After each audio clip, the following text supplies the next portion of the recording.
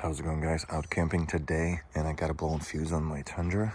I tried to plug in my trailer monitor, and the connector was broken, this thing. And I tried to kind of jerry-rig it to work. Sometimes you'll drop a coin in there. And by the way, both of the plugs are not working. They're on the same circuit. If you pop the hood and take off the fuse box cover here, on the side, you're gonna have a tool to pull the fuses easily, and you've got 5, 15, and 30 amps spare fuses.